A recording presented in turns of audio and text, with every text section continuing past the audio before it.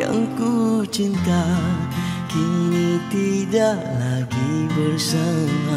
Kau berubah hanya dengan sekelip mata. Kau pecahkan kaca, berkecai sudah. Tidak mudah untuk melupakan dirinya setelah kita telah janji hidup bersama. Tidak cukupkah pengorbanan ku lakukannya? Kau buangku walau ku tak rela.